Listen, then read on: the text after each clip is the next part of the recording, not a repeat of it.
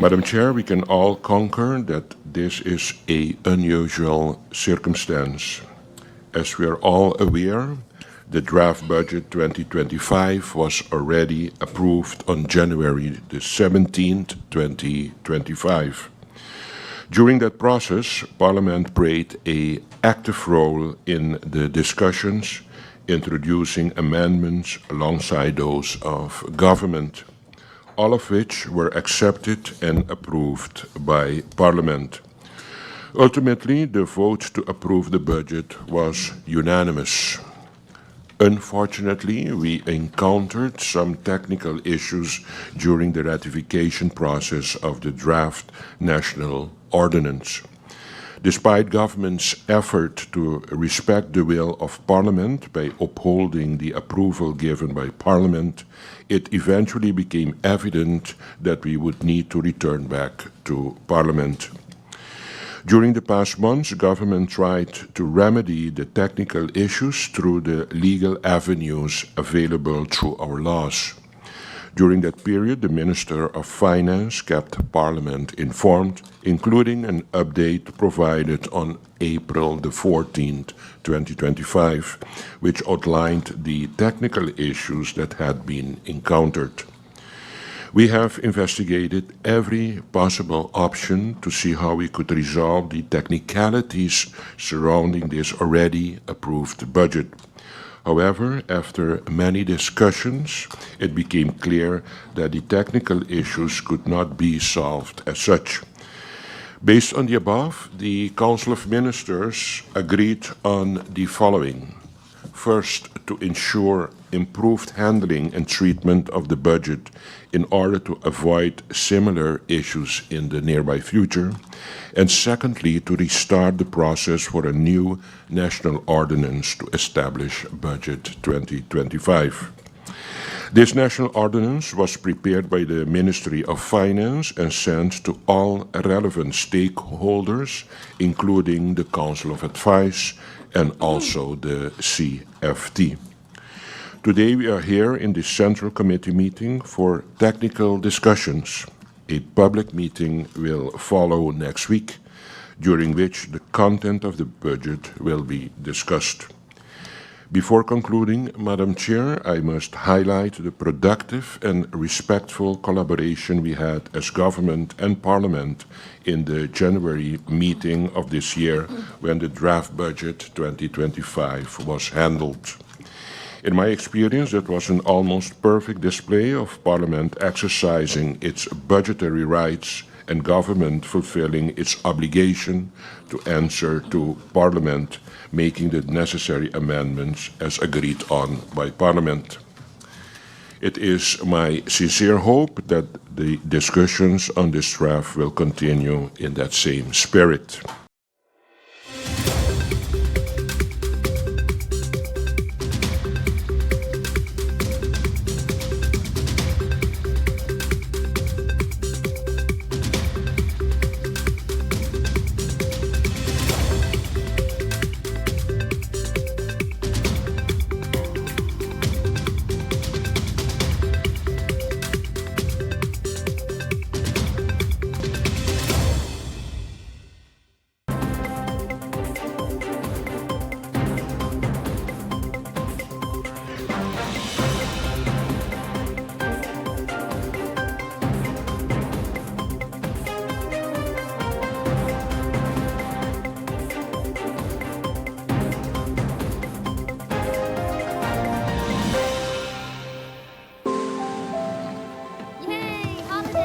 How do ideas become plans? Plans become memories. So you like my new And dreams become your life. This is retirement. Do you remember when hope became a house? When that house became a home? Your ideas are everything, and we're here to help make them happen. Your idea of yes, I can happens here.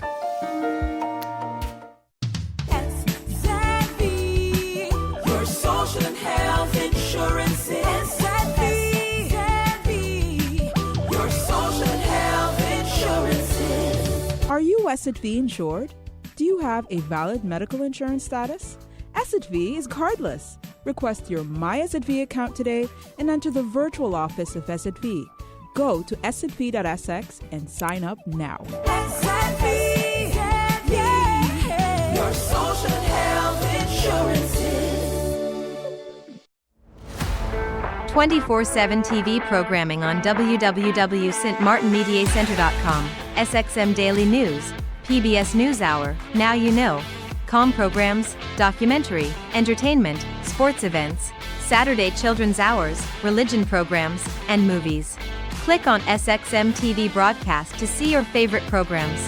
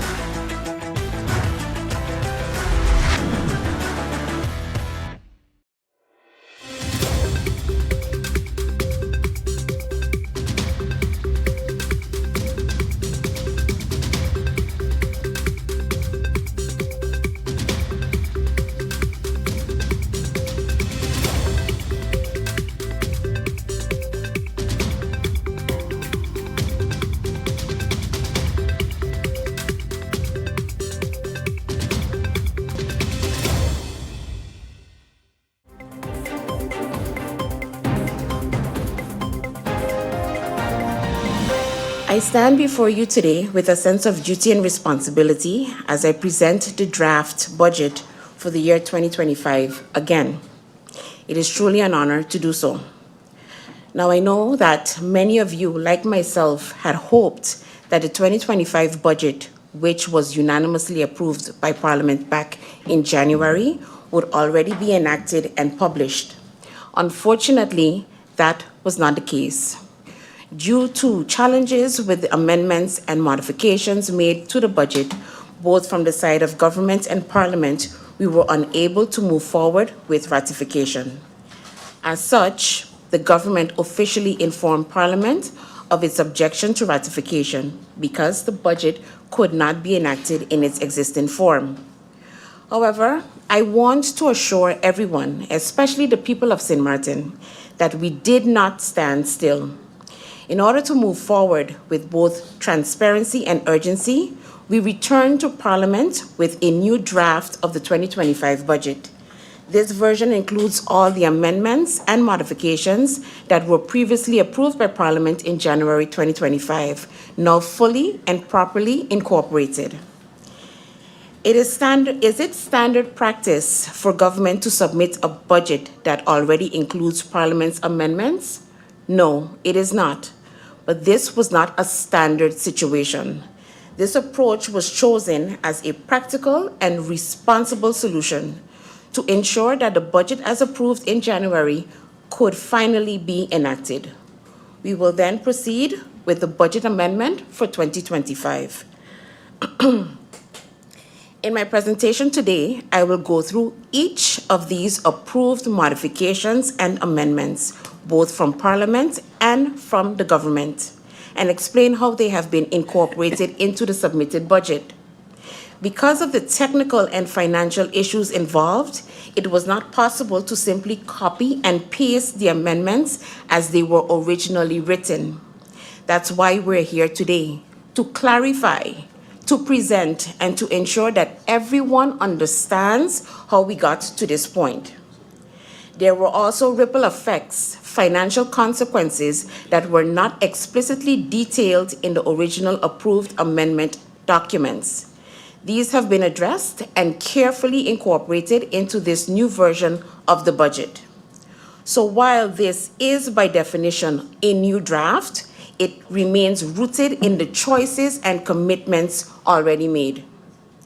Today marks the start of the Central Committee discussions, and I'm hopeful that we can proceed with a smooth and constructive dialogue. A more extensive discussion is expected later this year when we bring forward the official budget amendment for 2025, anticipated in the third quarter. I will also present a comparison with the actual figures from the first quarter of this year. These Q1 numbers have been encouraging, not just in comparison to 2024, but also in line with the projections in this 2025 budget. This gives us confidence that we are on a realistic and stable path.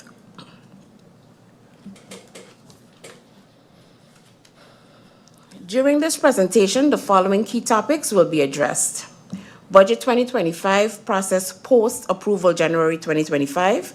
I will provide a short summary of the steps taken following the formal approval of the 2025 budget in January 2025. Number 2, incorporation of approved modifications by government, explanation of changes initiated by government and approved by Parliament in January 2025, and how these have been integrated into the budget. Number 3, incorporation of approved amendments by members of Parliament, review of parliamentary approved amendments and how they have been integrated into the 2025 budget.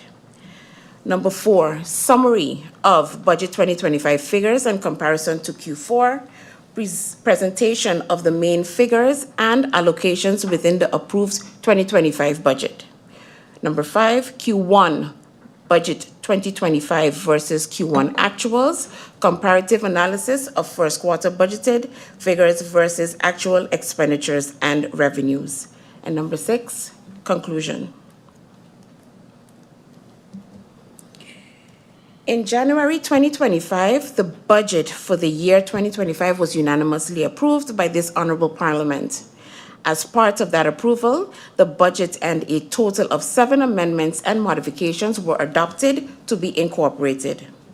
However, during the process of formally incorporating these changes, it became evident that the amendments and modifications posed legal, numerical, and procedural changes.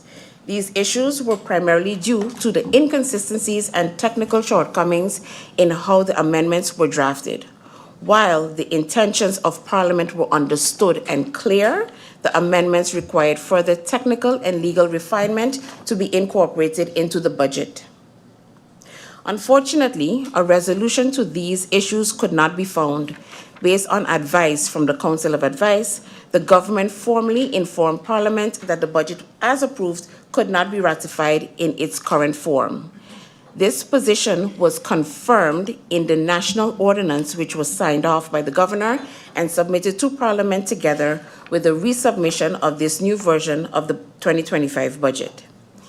Since the budget being approved in January, several letters were sent to Parliament by my person informing them of the delay and the technical nature of the challenges.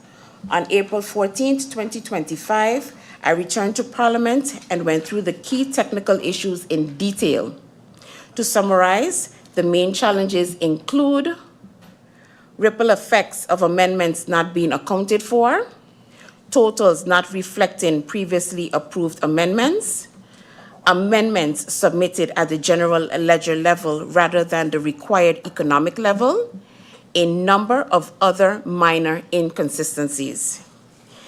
In parallel, a formal instruction was issued by the Kingdom Council of Ministers requiring St. Martin to finalize the 2025 budget by April 30th, 2025. The government of St. Martin committed to identifying the fastest possible solution to ensure enactment.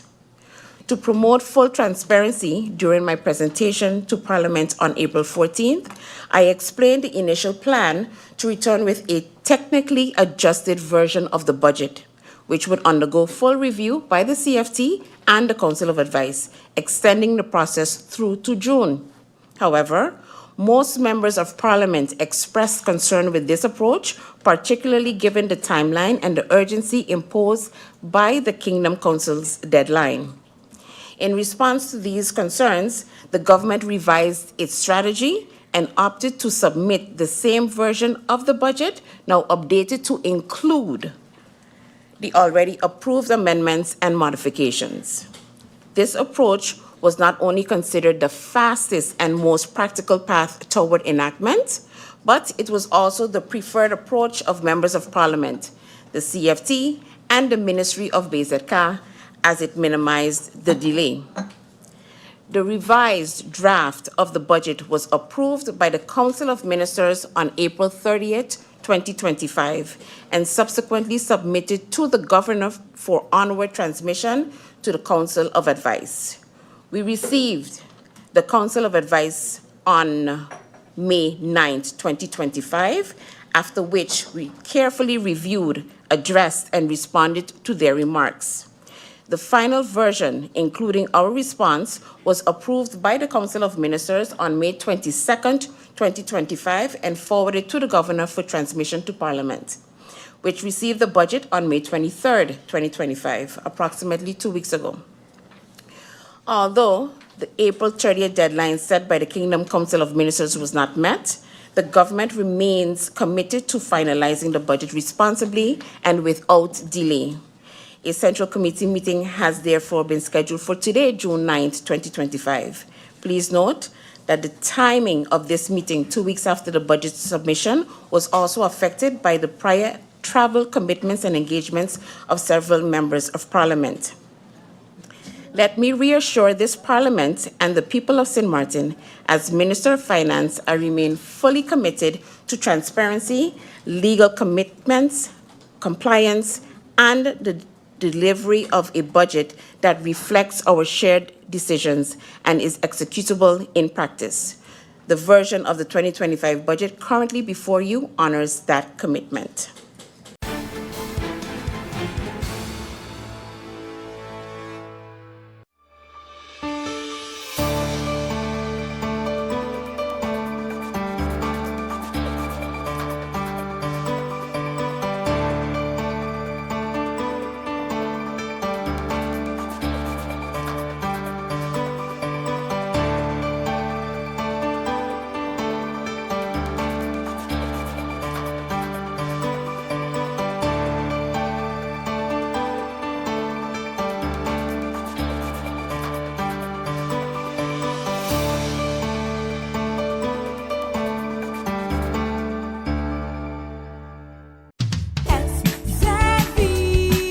Your social and health insurance is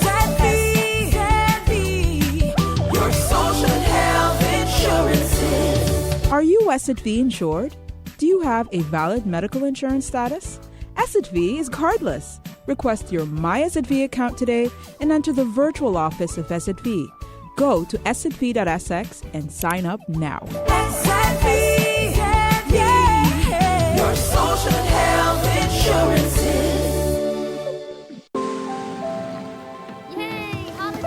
How do ideas become plans? Plans become memories, So you like magnetic roll? and dreams become your life. This is retirement. Do you remember when hope became a house? When that house became a home? Your ideas are everything, and we're here to help make them happen. Your idea of yes, I can happens here. 24/7 TV programming on www.stmartinmediacenter.com, SXM Daily News, PBS NewsHour, Now You Know, com programs, documentary, entertainment, sports events, Saturday children's hours, religion programs, and movies. Click on SXM TV broadcast to see your favorite programs.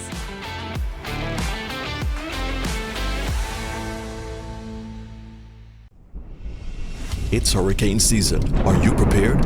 Hurricanes are massive storm systems that form over the water and move toward land. Threats from hurricanes include high winds, heavy rainfall, storm surge, coastal and inland flooding, rip currents, and tornadoes. In the event of a hurricane, you've got to know where to go. If you're ordered to evacuate, know the local hurricane evacuation routes to take and have a plan for where you can stay. This public service announcement was brought to you by the government of St. Martin.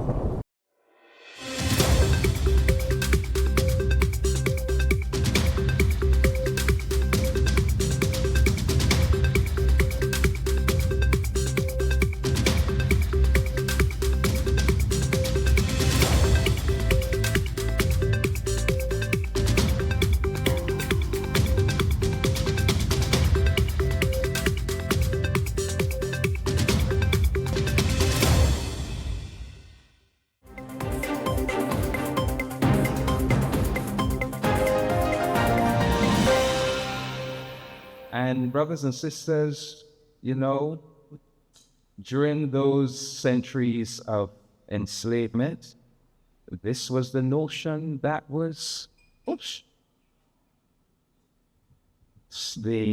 The propagandists of Europe maintained that they were doing Africans a favor by enslaving them, by bringing them from that dark continent. European philosophers, for example, philosophers like David Hume, to give one example, just one example, was of the opinion that the African was naturally inferior to the white man. In his essay on national characters in 1754, he wrote, and I quote, "There scarcely ever was a civilized nation of that black complexion, not even an individual, eminent either in action or speculation, no ingenious manufacturers among them, no art, no sciences." And not to be outdone, Benjamin Franklin in 1751, the American statesman, he said, "Why increase the sons of Africa by planting them in America, where we have so fair an opportunity by excluding all blacks and tawnies of increasing the lovely white and red." And so it went on. And I really don't want to overstate the case for it. I give you one other example.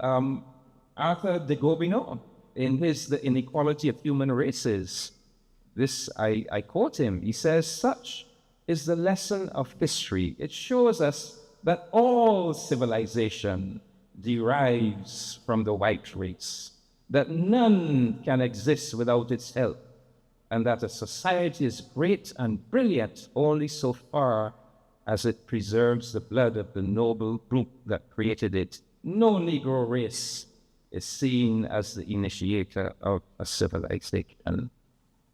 And so that was the dominant narrative. But I don't want to overstate the case, because obviously there were Europeans who opposed slavery, who were capable of recognizing the humanity of black and African people. There were people like Adam Smith, John Wesley, Jean-Jacques Rousseau, Samuel Johnson, Tom Paine, Voltaire. But even though they were capable of recognizing the evil of slavery and recognizing humanity of black or African people, even they subscribed to that notion of the West as center, the pinnacle, and the rest of us lesser than. Of course, we know it is a lie, because we know these great civilizations of Africa, Kemet, and Nubia, and Songhai, and all of the rest. But it was a notion that was extremely strong, and obviously still is strong today. And in fact, I want to share with you, and it is a notion that infected black people themselves. And I want to share with you, because this is an association of Caribbean studies, I want to share with you two texts that make this point very, very strongly. One text is taken from George Lamming's In the Castle of My Sin, that very famous Caribbean novel. And I want to share with you a little passage from the book where the boys, the boys are at school, and the boys are discussing slavery right at school. And I'm quoting from the book now. One boy says, "I know what it is." One boy was saying, "They were all slaves, and they made us slaves too." They were talking about whether slavery had ever existed in Barbados, and the role of the British Queen. He said, "The Queen freed some of us because she made us feel that the empire was bigger than the garden." course, he's talking about the Garden of Eden. The Queen did free some of us in a kind of way. We started to think about the empire more than we thought of the garden. And then nothing mattered but the empire. But they have put the two of them together now, the empire and the garden. We are to speak of them the same way. They belong to the same person. They belong to God. The garden is God's own garden, and the empire is God's only empire. They work together for us. God save the King who will help us to see the garden again. We are slaves. We are still slaves to these two, the empire and the garden. And we are happy to be slaves. My mother, who is a Sunday school teacher, has explained it well. There is nothing for us to do, she tells me, but rejoice in our bondage. We are all going to the garden again, free again, and especially those who here on earth belonged to the empire. We will all be free again. The others will perish. So what Laming was describing here, this was a scene from the 1930s. He was describing the extent to which that propaganda of the British Empire, the West, became conflated even with the idea of heaven. So the garden, heaven, and the empire were the same. That was the impact of that type of ideology.